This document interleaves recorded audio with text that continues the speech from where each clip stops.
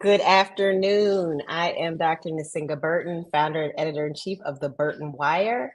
I'm here today on Black Press USA's Newswire to talk with my good friend, Dr. Mark Cunningham, about the life and legacy of Louis Gossett Jr., the first African-American to win the Best Supporting Actor Oscar for his role in An Officer and a Gentleman.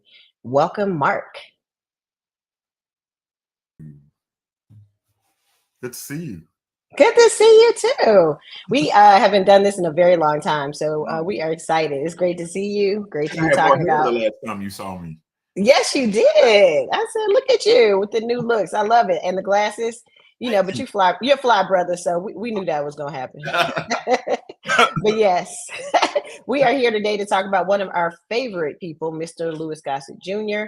I actually had the opportunity to work with him on a Cinematech that I curated at Emory University when I was a professor of film and TV. I was co-director of the Film and Media Management program, and got an opportunity to know him. I was introduced to him by the late, great Dr. Pella McDaniels, who was interested in acquiring his papers for the Stuart A. Rose collection, which is at the Emory University Library. So that's how we met. And he was a very interesting, highly intellectual, thoughtful, and of course, talented person. So, he passed away on March 29th. He lived here actually in Georgia, had a house here. He has roots here in Georgia. And so, he will be missed. So I just wanted to say that. It was great knowing him before we get started into our conversation. Okay. All right. So, Mark, let's talk about Mr. Gossett's legacy, first of all. Before we get into that, actually, let's talk about our favorite kind of Louis Gossett Jr. performances. Well, so for me, probably, as you mentioned Officer and a Gentleman. That's probably one of the most obvious things that people would say in roots, or as my grandmother would say, roots. About it. But my favorite Gossett performances are some smaller things that he did. I would say smaller things. One of them is his performance in Hal Ashby's movie, The Landlord, with Bo Bridges and the late great Diana Sands. And he played Diana Sands' love interest in that film. And of course, she gets pregnant by Bo Bridges, and he comes after him with an axe and all that stuff. But the level of poignancy in that, right? That he goes from this kind of guy who apparently he's like wild and getting ready to, just kind of uncontrollable and kind of, I hate to use the word brutish, but kind of it's with the appearances, but really the vulnerability that he shows once Diana Sands' character calms him down, and he could just do that, right? He could present the gruffest of exterior, right, and then immediately kind of take us to a place where a character is kind of beset by their insecurities and affected by their vulnerability, and he does that, I think, beautifully in that film. It's not a big part. But he's very memorable, I think, in that part. And then the other thing is his my favorite appearance of his, a couple appearances that he had on the TV show Good Times, and at once right where he played the older love interest of Thelma. But my favorite is when he plays Florida's brother, Uncle Wilbur. And talks about the man with the balloon belly and the woman with the bad sinus condition. Yes, absolutely. He was hilarious in that, right? And of course, right, he had the George Jefferson look when he played the love interest, but he was bald when he played Thelma's brother. Yes, when he played Florida's brother, rather. And I wanted that sweater he had on with the belt buckle. I could wear that. I watched it again recently. But he was so funny on that, and it just really. Even, those favorite performances, just a testament, right, to his talent and how he could easily kind of go in and out in these spaces. I mean, we all know Louis Gossett. He's a character actor for sure, but he could have been a movie star. Yeah, absolutely. Yeah. I think people in the Black community, for sure, he's a movie star. He's a superstar, right? Yes, because we've seen him. He had. When I was working with him, I went back and watched a bunch of the stuff. And even today I was watching this stuff, and I watched the episode of Family Guy where he started the drill sergeant when Brian went to the Army. But just to hear his voice, and how he kind of recreated his role from an officer and a gentleman as the drill sergeant in this particular entity. But yeah, he was super, super talented. And, this is someone who started out in the theater, right? And so, people don't like to say it now, but back then, that's how you got your chops, right? Your acting chops, right? You were in you went to acting school of some sort. Sometimes it was at a major university or college. Other times it was a conservatory or some type of entity that, focused on the arts or what have you. And then you got your chops from being on Broadway or off Broadway or in local theater. And so that's how he actually got started. And he's actually from Brooklyn, New York. And his mother was a nurse and his father was a porter. So he didn't really come from, at that time, even though, it was still like, de facto segregation everywhere. And he has, his roots in Georgia and things of that nature. He still had a pretty much middle class upbringing, which he talked about. That was middle class for Black folks. And so he went to college on a basketball scholarship and a drama scholarship at NYU. Which a lot of people don't talk about, right? So we do know him with the Negro Theater Ensemble, right? Which a lot of folks, Denzel Washington, Sidney Poitier, Diana Sands, like a whole bunch of people, Ruby Dee, Ozzie Davis, came out. Some are founders, Sidney Poitier. And so we do know him from that type of training, but he actually is a trained actor who studied his craft and then was able to make use of it. And his first role he had, because he actually went to school and I know this because, he told me this and he said in interviews and stuff too, but he went to school on a basketball scholarship. So the first time he actually got to be on Broadway, he was the lead actor. Oh, wow. And he had never been in a play or anything. They just saw what he had and they said, oh, he's magnetic. He can do this. And he says he just didn't know enough to not to know that he shouldn't have been doing it, right? And so he threw himself into it, and the rest is history, for lack of a better term. And so when you think about Mr. Gossett, one of the great things about him, right, out of his 482 appearances, 482 appearances in television and film. And that does not include his work on Broadway, his work in local theater, his work overseas, doesn't include any of that. To see that he was so prolific and that he gave so much of himself to whatever role he was in. One of the reasons we love Wilbur, and we call him by name, right, Wilbur, is because even in that episode, in those 23 minutes of Good Times, he basically owned that screen. He was the star. He's playing opposite, Esther Roll. Right. This is after James John Amos, who's a great friend of his, has left under, we say complicated circumstances. And so, they need a strong Black figure to come in there and do some work until they figure out what they're going to do with that, gaping hole in the storyline. And so they bring in Louis Gossett Jr., who fills it. As the uncle, and who is an advocate, loves his nieces and nephews, and is a strong advocate for Michael in that episode. So one of the things different from the other part that he played earlier. I mean, completely different. Yes, because when he was Thelma's older boyfriend, that's when he had the George Jefferson. He was very, he was an older, esteemed, affluent, well manicured man. And so part of the allure for him or for Thelma was that he was who he was, right? He was from an entrepreneurial family. They had generational wealth. They were well known in the hood. They had restaurants. And JJ was like, marry him, get us out of the hood. All the chicken we get, Elmo Knight. That was his daddy. All the chicken we can eat. Okay, so you can see we're fanning out a little bit, y'all, but that is what it is, right? And so when we think about him and how much he gives to himself and how much you can see even in, like, if you just look at Good Times and you're like, let me look at these two performances, the range, from playing this, sophisticated gent, so to speak, to then this, like, loud, great migration from the roots of Mississippi. He looks so much younger too. Yes. So performances you didn't say.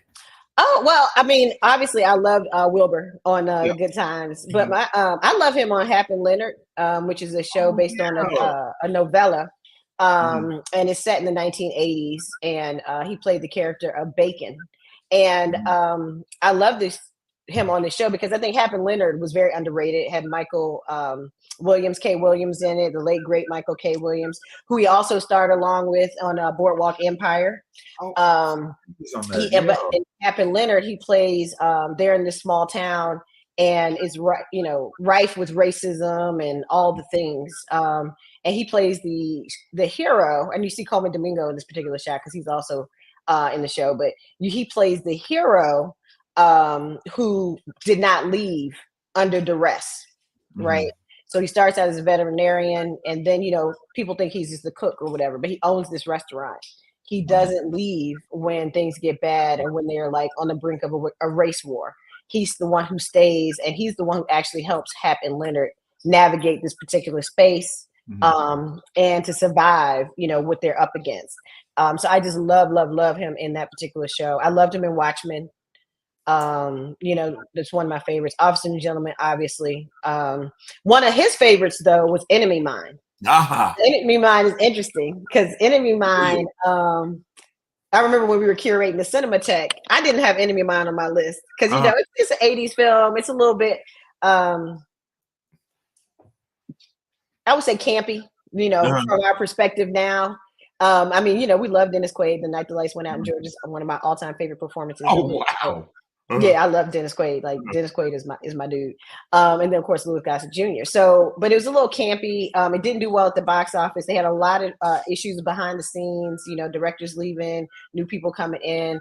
It was supposed to be shot here in Los Angeles, and then they moved it to Munich. So they had like a lot going on with it.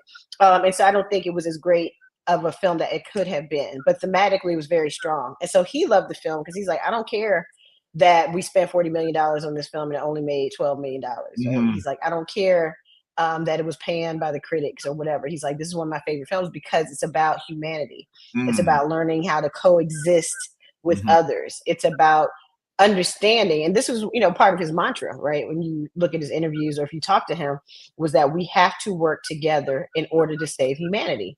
Right. And that's really what Enemy Mine is about, right? These two people who are mortal enemies, they end up in I won't tell you just in case you plan on watching it, but they end up on a planet, a place where they soon learn that they are both being hunted. They are the enemies, right? So they have to figure out how to work together. And it becomes like really a classic buddy film with this alien, which is played by Gossett and Jariba is his name, and then the Dennis Quaid character, and so they have to learn how to work together, and a lot goes on.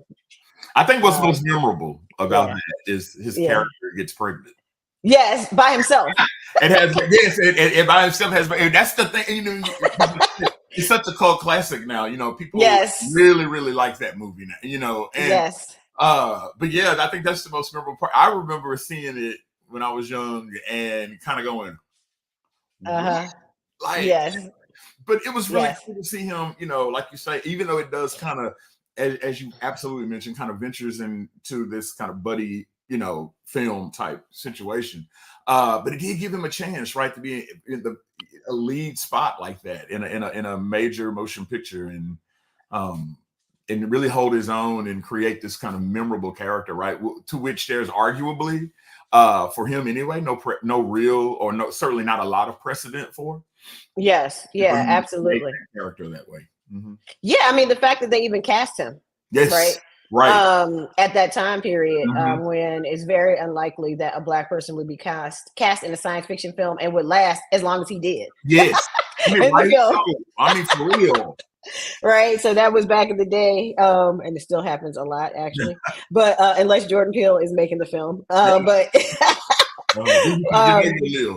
yeah, like you were out. Like if you made it through the credits, you were good. And so the fact that he was a leading character, The fact that he was able to they call it self-fertilization in the film, Mm-hmm. self-fertilize, because they were able to determine their own legacies, which was cool. Right. And if you think about that from a thematic standpoint, or even anecdotal, the idea of being able to determine your legacy when you are literally fighting people who are trying to enslave you, which is happening in this film, right? Mm-hmm. Is a big deal. And then even though he he doesn't make it to the end of the film, like Mr. Quaid, his legacy does continue. And so it's just a really interesting film. And so I was glad that he brought that up. I say all of that to say I was glad that he brought that up, because absolutely it was not on my list. We did it also with Dr. Matthew Bernstein, and Pelham. It was on none of our lists. For the Cinema Tech.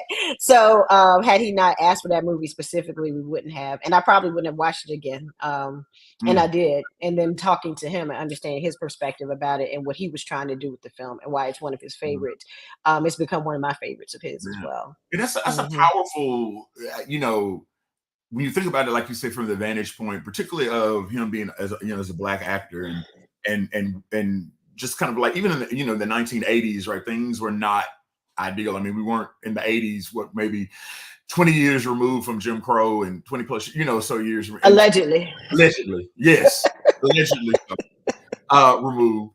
But for him to be able to play a character that determines their own legacy, right? As a Black actor, right?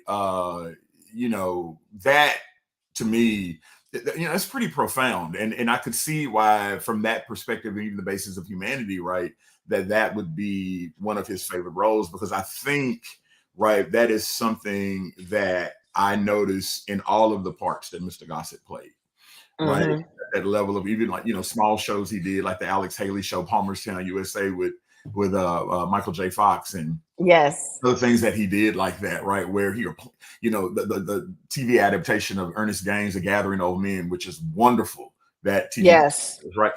Seeing these characters, right, like you said, they're kind of emboldened with this level, with this humanity, and that becomes their, that kind of the sticking point, right, of what they're trying to do, right, as people. I mean, even the drill instructor, right, in Officer and the Gentleman, he's doing his job, and he's being paid to make soldiers or whatever else, but there is a level of humanity that's present in that part, and it's the way Mr. Gossett carries himself, right? Even behind, if you think about Enemy Mine, even behind all of that makeup, the way that man carried himself is just, I mean, kind of the epitome of Black masculinity and an artist, for sure. Yeah. So, and Mark, you might want to remind our readers that you actually are a Marine.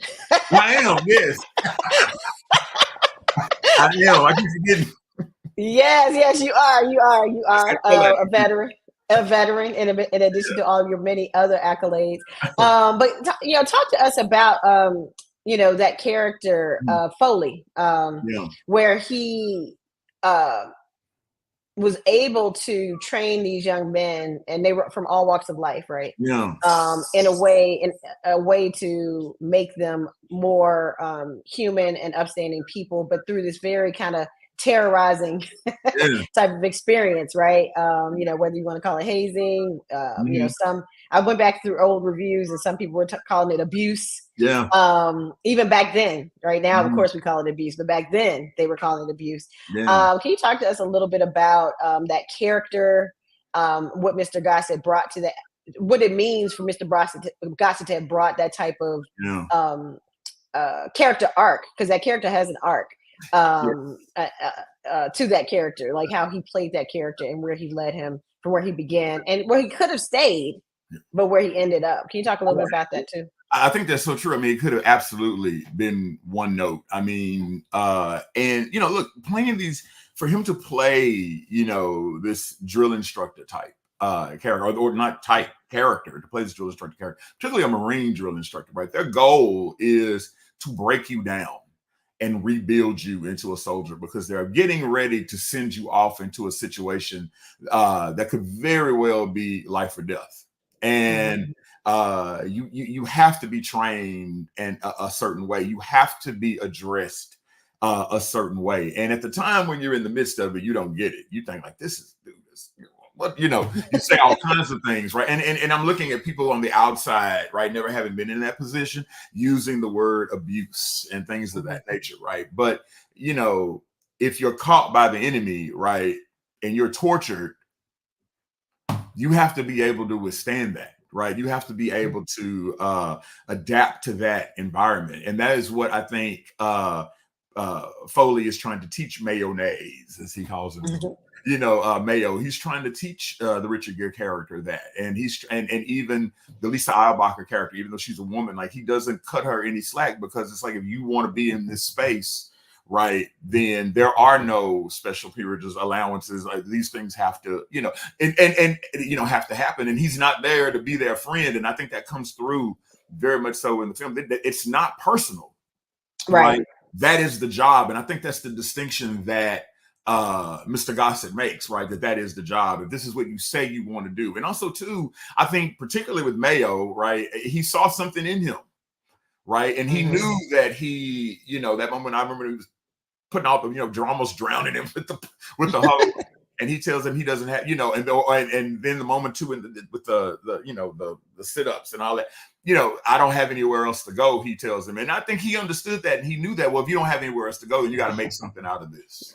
Right. And that came through in that character, absolutely, because what could be read on the surface is him just kind of being this hard, kind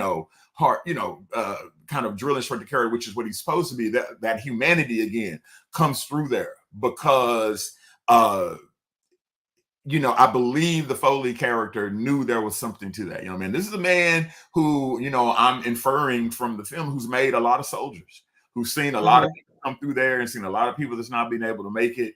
And he pushed that guy to his absolute limit, and that guy was able to withstand that. And so, and even in the film, he doesn't go home.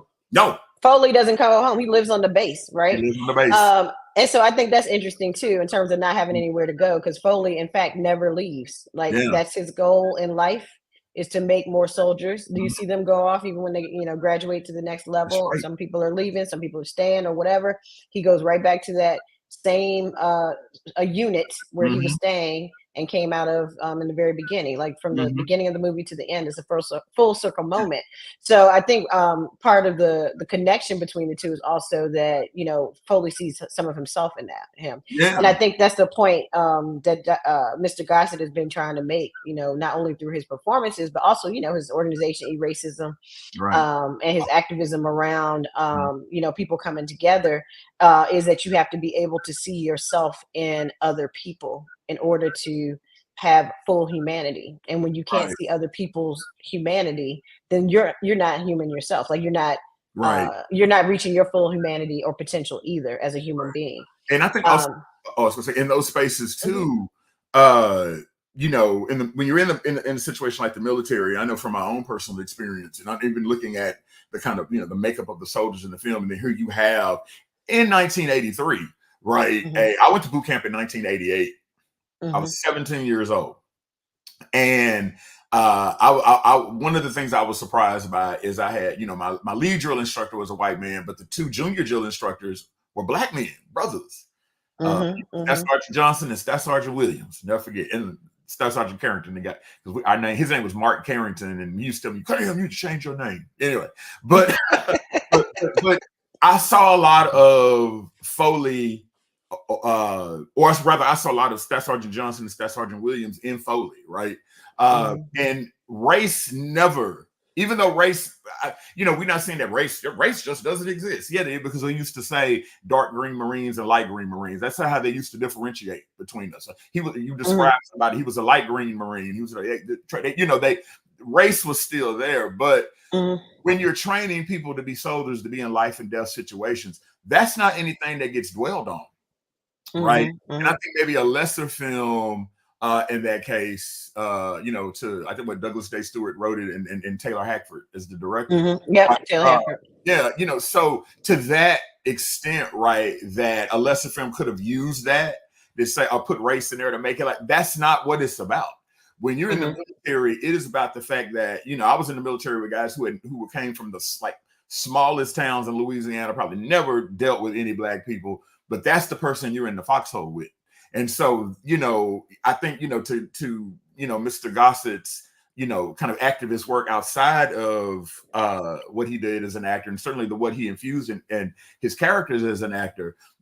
I hear you on that, like being able to see somebody beyond all of that, the humanity of it all, right? Comes through. And I think that comes through in that performance as well, too, right? That, yes, I'm a black man in this position, whatever, but that's not what it's about. I am your superior. I am making you into, you are a representation of me. I'm training, right? Right. That comes through very strong in that film. But I do admit, right, as a young black man, at the time, I think when Officer Jumbo came out, I was 12, 13 years old around that time. And I do remember being quite impressed by the fact that it was a brother in charge. Yes, absolutely. I understood all that. I remember being very like, wow, like that. Yeah. A brother in charge. Really, that really struck me. And really, even though, like, again, that's not, as we were just talking about, not really the intent of what Mr. Gossett is doing there, particularly in terms of the part that he's playing and what that milieu is like, still, as I'm sure, as a young black person watching that, somebody with that much command and that much authority on screen, and to be a black man and not getting to see that very often, that meant a lot to me to see him in that part. Even if I did go like, oh, he's so mean, or like, at the time, but still, I liked that. I liked it. Yeah. Right. When we think about Louis Gossett and racism and his organization of racism, and you'll see him and you'll see other people like I think Courtney B. Vance. I saw an old interview with him in it, and he had on a racism hat. But what's interesting about Mr. Gossett is when he talks about his childhood and growing up in Brooklyn, he talks about how he grew up with all types of people. And he had friends from all walks of life, lots of different people and different in the neighborhood. His neighborhood was mixed and things of that nature. And so for a very long time, he didn't really subscribe to the notion that racism was real because he hadn't really experienced it in the way that he had read about it, right, and learned about it and seen it in other places. Of course, it's very problematic coming from a black man, but he says he learned, not only through the characters that he played, but also because, when he first got to Hollywood and they had laid out the red carpet for him and he was in Beverly Hills and they were treating him like a king, he got pulled over by the police and was handcuffed to a tree for 2 hours. And and it was really only because he was black. And that was like kind of like that aha moment for him, right? I mean, he left, his safe space of Brooklyn, wherever neighborhood he was in Brooklyn, where he felt safe and where he had friends and people of all different classes and backgrounds, and they all went to school together and lived together and lived peacefully amongst one another.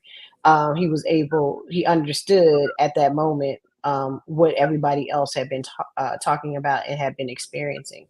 And so when we think about his characters and bringing that humanity to full humanity to the characters, and how I would say in some cases, like you said with Foley, he transcends race in the particular character.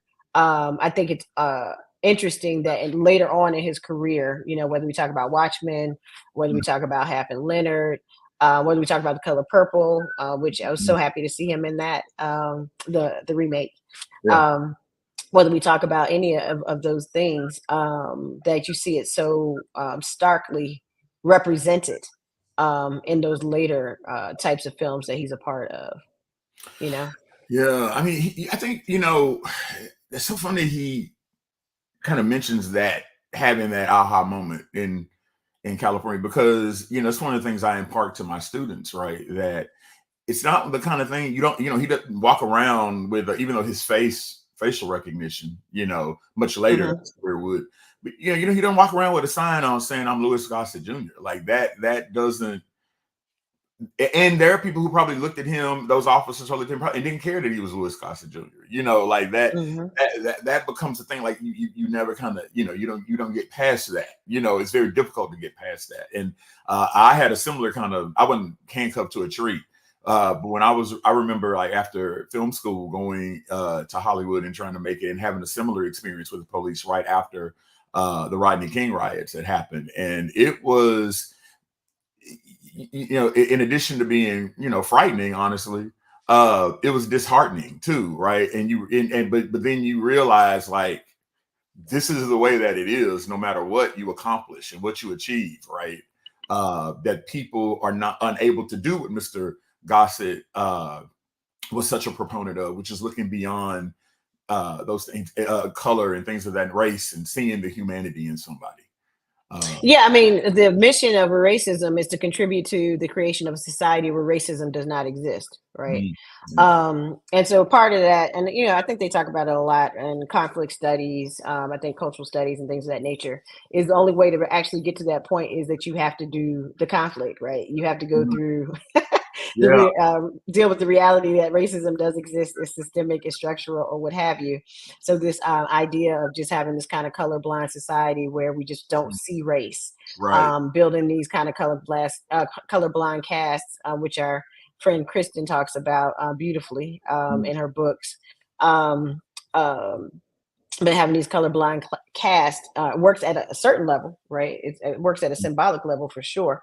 But ultimately, at the end of the day, in order to eradicate a socially constructed system of power, which is racism is about, you have to address it full on and head on and acknowledge its presence and its role in society and its role in creating these kind of categories that continue to drive the conflict when they are not teased out or explored or discussed or understood in meaningful and thoughtful ways.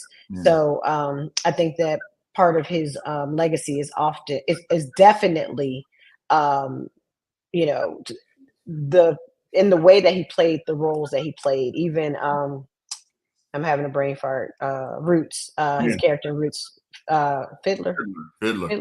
Yeah, Fiddler. But when he was in Roots, and he is, you know, and he hated this movie. This is what he told me. Really? No, he hated it at first. Yeah, because he didn't want to play an Uncle Tom. Right. And he was like, they got me in the, you know, most important movie, you know, TV movie of all time, and I'm playing the sellout, you know, like he said he was hot about that thing. But he took it because it was the most important movie, right? And then he wins an Emmy for it, right? Yeah, he wins an Emmy for it. But he said he finally, playing that character and learning more about that character, he didn't believe that there are Uncle Toms. He believes that people have to make decisions in the moments in which they live in order to survive. Wow. Right. And so if you're making those decisions so that you survive and another generation of people survive behind you, then he thinks it's the right decision. Right. That's a good right. And so I thought that was a really interesting read on that character because so many people, I mean, even today, they're like, oh, yeah, you know, it's like Steven from Django. Right. You know, like just synonymous with when you say Uncle Tom or when you say, the master's tool or, you know, his man Friday or whatever. You know, there's just certain characters that come to mind immediately. And Fiddler, I think, is one of them, particularly from that generation of television and film. So, but what's interesting is his take on that character. Do you think Mr. Gossett is probably more well known for playing Fiddler than, say, playing Foley in Officer and the Gentleman? No. No, really? Really? I think for Black people, I mean, and I can't speak for the whole Black race. We are that diverse and real big. But I'll say this, for Black people I know, probably for Fiddler, particularly of a certain age. So I was like older Black folks, older than us, because, you know. I text my friend of mine when it happened. I said, oh my God, Louis Gossett Jr. passed. And she went, oh, Fiddler is gone. I went, immediately, that's what she wrote back. Oh, Fiddler is gone. I'm like, but yeah, I mean, yeah. But that's a Black thing too, because as I was getting texts and phone calls too, and I mean, I'm not laughing at the fact he's gone for sure. I'm laughing at the fact that most Black people who said something called him by some character. Yes, they did. Right. So they didn't say Mr. Gossett is gone. Oh my God, one of my friends, Okita, she said Mr. Gossett. You know, she's well raised. She's well raised. Everybody else is but she was like, I just wanted to let you know Mr. Gossett is passed. I hope you're okay. Right. You know, I got that. But other than her, it was like Fiddler, Foley, Bacon. You know, like they were just like every day. And I was like, that is a true, I mean, he's bigger than a character actor in my mind. Yeah, right? He's really right. He's a lion. Right? He's a legend. The fact that he can play opposite Sidney Poitier and Ruby Dee and Diana Sands, all the other folks. Emil. Yeah, exactly. You know, demonstrates that. But the fact that people call him by his characters because he gives so much to those particular roles is, you know, I think a testament to what he did in his particular roles and what he put into them. That's how you know you made it with Black people. Well, you know you done made it with Black people as an actor. When they don't call you by your name, they call you like, instead of saying sister. Oh, I'm watching T and Tamara. Yes. If Black people are calling you by your character, you made it. You have made it. Right.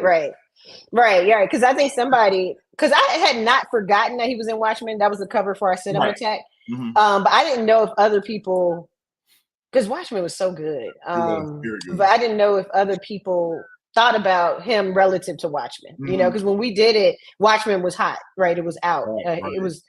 We thought it was going to get another season, but that's another story for another day. And so when we did it, you know, it was like, oh, you know, he played Will Reeves, right? In that particular film. So I remember somebody saying, oh my God, Will Reeves from Watchmen. You know, like just the fact that people just, and for 482 performances. Right to the end of his life, right? To the end of his life. End of his life, like. Yes. I mean, that's amazing. And that he worked. So this is the other thing, because we got to talk about this too. Work ethic. Yes. Work ethic. So I feel like, first of all, Mr. Gossett challenges this notion that Black American actors aren't trained, which is why they're not cast. That is BS. Very Having gone to 4 art schools, I don't know any Black actors who aren't trained. I don't know any. Some kind of way. Yes. So formally or informally, it is. Yes. If you go into we don't call them Rolodexes anymore, but you go into your phone contact list, all the actors who are in there that I've known over the years were trained. Even if they went to, let's say, Northwestern for undergrad, they went to NYU or USC or whatever or overseas for additional for additional training. Yes. So I think I love that he really challenges that notion and represents Black actors in that way, right? It's not only is he a trained actor, not only do you have to learn quickly, and he was so good, he was able to get roles. Like his teachers were like, "Oh, you should be on Broadway now. Let me just go ahead and call him, and hook this up. I know you're only 17, 15. I think he was 15 for his first Broadway role. But I know you're only 15. But we're gonna hook this up. And that he had the type of work ethic where he literally was working up until the day he passed. It's crazy. It is. I mean, and that's one of the things I lament, right? As somebody who loves film and a film scholar and loves TV and all of this other, loves media the way that I do, one of the things I lament with somebody like Mr. Gossett whose talent was that prodigious, right? And so many other actors, one of the things I lament about the fact is that they never, in my mind, got a chance to show the talent they really had, right? And you think about that work ethic, because they didn't get to show it because they weren't given the parts, right? For what you like, what you said, whether it be, they're not really trained, or they're not, or they don't look like a lead man, whatever. And let's be for real, Mr. Gossett was sexy in Officer and the Gentleman. He was. He was. He took that shirt off to fight. Man, I said, he was muscled up and everything.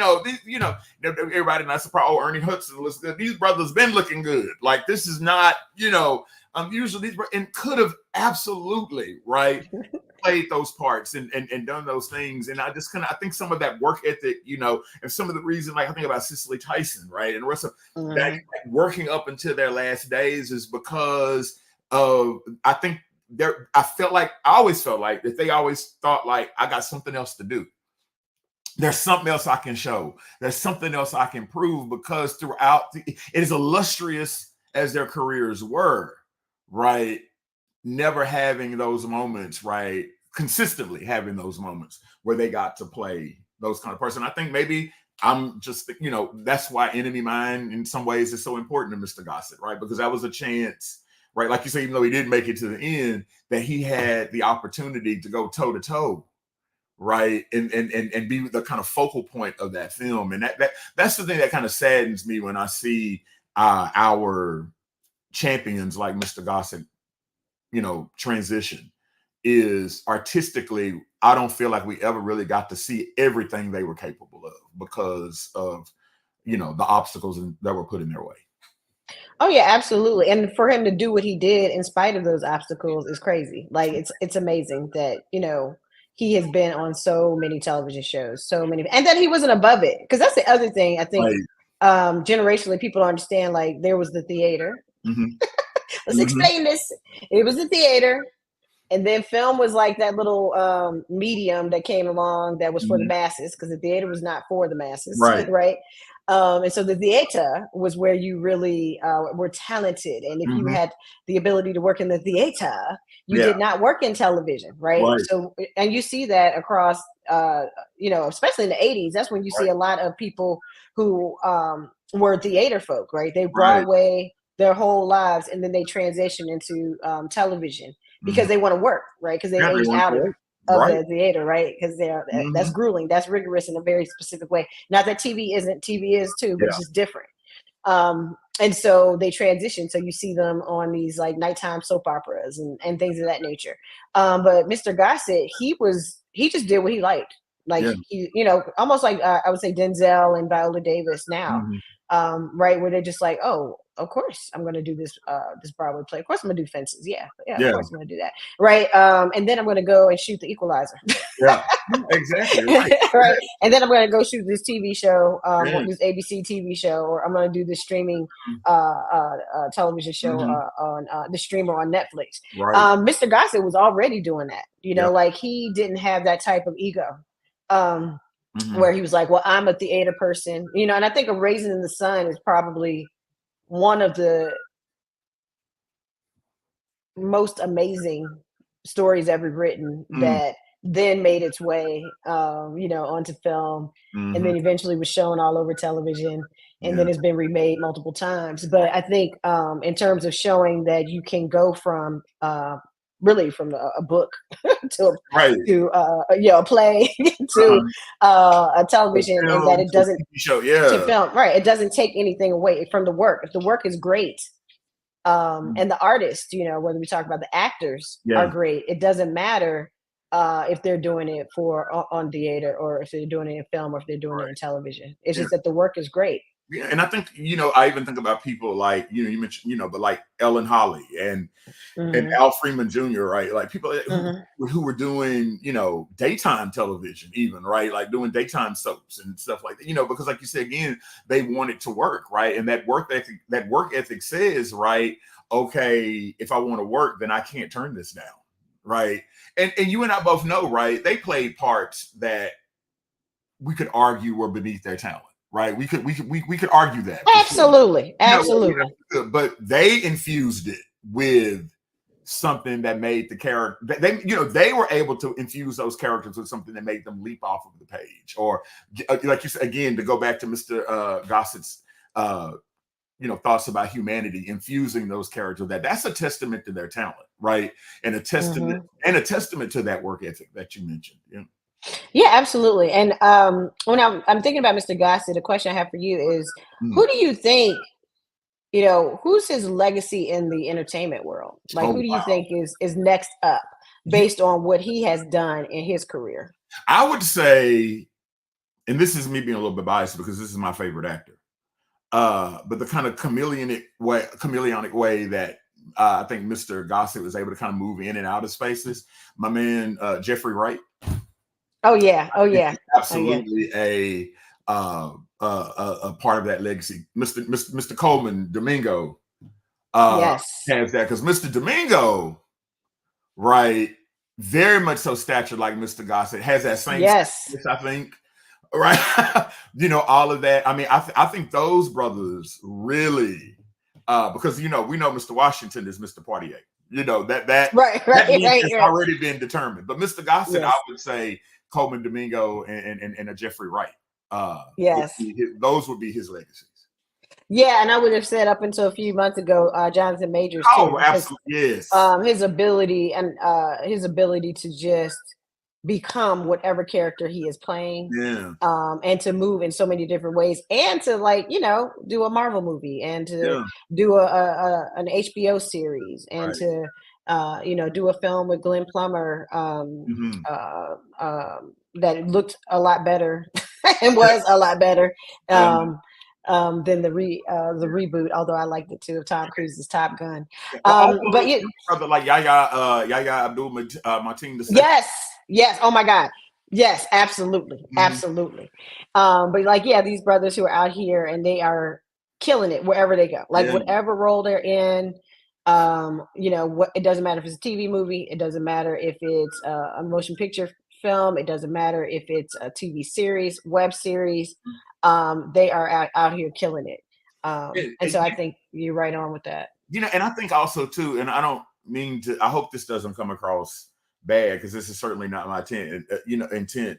But aside from Mr. Wright, my man Jeffrey, man, it's good to see these dark-skinned brothers being the lead in these movies. And it's good to see these dark-skinned brothers, you know, be noticed for their magnetism, their sexiness, their charm. And I don't mind saying the brother is sexy. These brothers are sexy. They are. You know, these brothers are, man. And for that to come out on screen the way that it does, like, and the way that, like, I think about the way Coleman Domingo carried himself on that red carpet. Last season. You know, and to be able to move in and out of those spaces, I think that is very much so something that Mr. Gossett laid the foundation and the groundwork for. Yeah, absolutely. I mean, I think you hit it the nail on the head, for sure. When we think, you know, call it an Idris Elba effect, whatever effect it is. Right, whatever it is. Yes. That we see these brothers who were previously, you know, with the exception of Sidney Poitier, and Poitier was a leading actor, but he was also asexual, right? In his presentations, he was very much a sanitized version of whatever, you know, character he was playing. And you know, although there are some portrayals, some films that he definitely challenges that notion, but overall, in terms of his presentations, he was definitely made palatable to mainstream audiences, right? And I feel like Mr. Gossett was not necessarily, and I think these brothers who are coming up now, they can play and be anybody, right? Be any character, and that they don't have to necessarily be palatable, and they are whole, like they fall in love, you know, they are loving and kind and, you know, brutal and violent and all the things in between. And I definitely think Mr. Gossett has something to do with that, because I think with his characters, he's always finding, like, you know, when you watch his work, the difference between him and other people who shall remain nameless is that he could always play those characters like this, even and flat. Because most characters are written even and flat. They are, right. Especially for Black people in general, Black men and women specifically. They're very much so not round characters at all.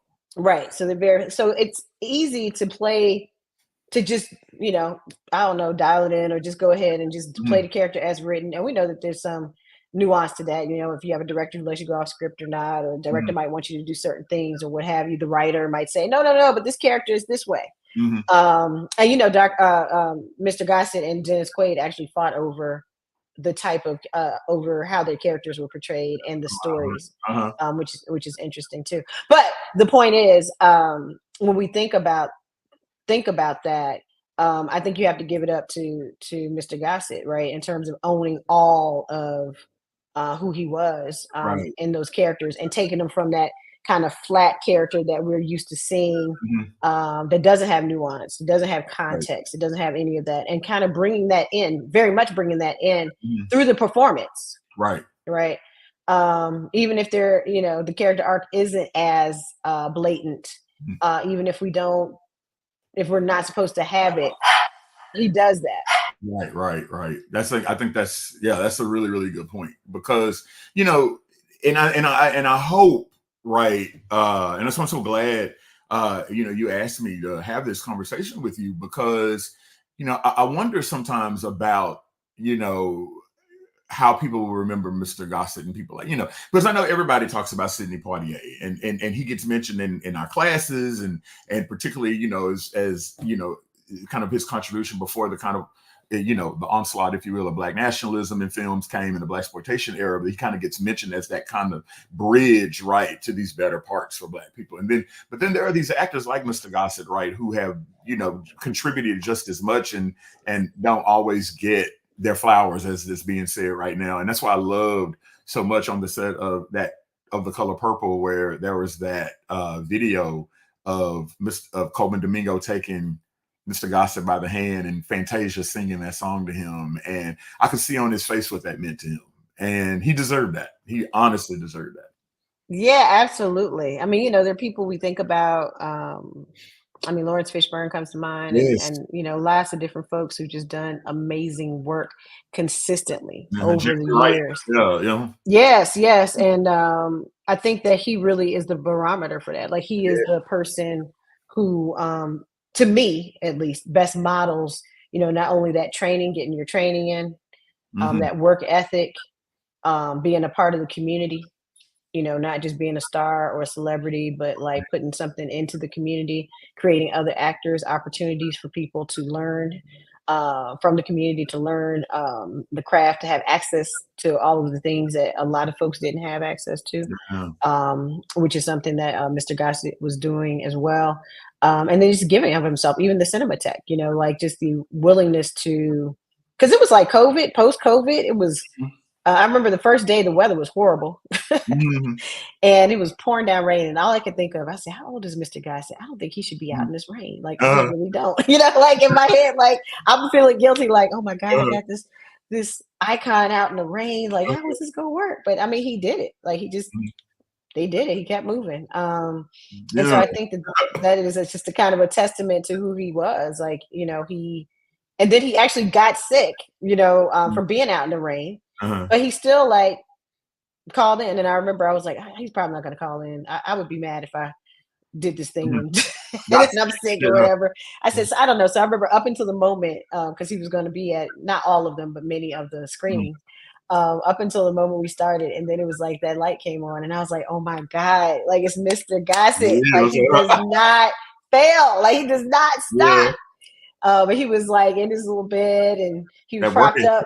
Right, he was propped up, and he was still there. He was there, and he was talking, and giving us everything we wanted, and answering all the questions, and setting up the film, and doing all the things. So that's what I think is part of his legacy too. Like just going, like continue, and not in a working himself to death kind of way. I'm not saying that. I think every role that he wanted to do, he did, and he gave it his all. Everything he wanted to do in life. He did, and he gave it his all. One more person I would mention also as part of his legacy is too. Brian Tyree Henry. I think also too is part of that. Like, because they remind me kind of playing those parts, right? And and being in those spaces like that. But I think that's a testament to that work ethic you were talking about, right? That and the old adage, right, that the show must go on, right? And absolutely, the show must go on. He embodies that. He absolutely does. So we have about 5 more minutes, maybe not. I think it's more like 4 minutes. But I kind of want to close with a discussion, or just a brief discussion about what he means to the historical trajectory of blacks in Hollywood, right? Because he is someone who was able to transgress those boundaries. Like he was in lots of different types of programs, but he really worked. Most of his work was in Hollywood, Right. And so, what does it mean for someone, particularly of his age and his ability to work in Hollywood as a Black actor for as long as he did? I think it's something that can easily be taken for granted, right? Because I think he is a performer that people can easily take for granted because he's so consistently good all the time, every time you see him. But I think from a legacy standpoint, there is something to be said about the fact that he is the first Black actor to win the Best Supporting Actor Oscar. There's something to be said for that. And I think that is something, and that's an iconic character that he created. I'm sorry, when you think about Officer and the Gentleman, I think he comes to mind first. I honestly do. I mean, and so I think, even with Roots and all this, there are ways, right, that he has, kind of really kind of broke through those barriers that are present in Hollywood and kind of put himself in a position where we can forever have him kind of etched on the Mount Rushmore of Black actors. I love it, on the Mount Rushmore of Black actors. Yes. So when we think about Mr. Gossett and his legacy of as an actor, as an activist, and even if you don't agree with, because you know me, I'm a little like, and we talked about it, I was like, I don't know about that. But hey, I'm interested, and I understood his perspective, and I understand what he was trying to do, and I respect and appreciate what he's trying to do through racism, which I think is a very important organization. And if nothing else, I think it started a lot of conversations that needed to be had that people weren't previously having, in particular, in a very particular sorts of spaces too, because he traveled all over the country, all over the world, through his organization, and spoke at a lot of colleges and universities, and really was trying to make a difference in the way that he thought was a good way to make a difference. So I think, when we have his activism, when we have his body of work, a lot of times people don't really think about that when we think about award shows, because I was like, he only has what, an Emmy and an Oscar? How is this possible? Right? I was like, what? 482 performances. Like, I know like 300 of them were like outstanding. Exactly. At least 300. Right? And the rest of them were good. right. So I was like, how is this possible? And doing my research for this particular show. But when we think about his body of work, right? Because a lot of times when we do award shows and people are like, how did they get that? That movie's not even their best movie. And it's like, well, they probably were thinking about their body of work, right? Like, they probably should have won like for Malcolm X, Washington. But he wins for Training Day. There's a lot behind that. Wins for that movie, that body of work. Yeah. Yes. Exactly. But yeah, it's definitely a body of work moment. Like, it's like, oh, we messed up. We should have done something else. We should have done something. We're gonna make it right on this one. And people are like, but why this one? Right. So when we think about his body of work, when we think about his commitment to the craft of acting, because he's always learning, he's always studying. He was still very close with Sidney Poitier and others, who a lot of them actually live down here now in Atlanta or surrounding areas. And then when we think about his work ethic and all that he gave to the field, I just gotta say he is one of the greatest actors of our time. He is iconic, and the fact that he could perform the way that he did against our opposite of so many, stellar actors, directors, writers, producers, is also a testament to the kind of artist he was. So we're, without further ado, say congratulations to Mr. Gossett for transitioning. If you talk to him, he knows he's doing something else right now. But congratulations on a job well done. On doing fantastic work on really leaving a legacy of artistry, activism, and excellence. Not just Black excellence, he would say that, Right. But excellence. And we will miss you. We will miss your performances. But luckily for us, through the technology, we will have access to all of them. For many years. How many? 80? Right. 482 for many years to come. So thank you so much, Dr. Cunningham, for joining us today. It was a pleasure. We wish everyone a fantastic weekend. Watch some Louis Gossett Jr. movies and television shows if you can, and have a wonderful weekend. Watch Enemy Mine. Watch it. Watch Enemy Mine. Watch Enemy Mine, and watch Happen Leonard, which I think is an underrated show. He was great on it, as was Michael K. Williams. So have a wonderful day. Have a wonderful weekend, and we'll see you soon.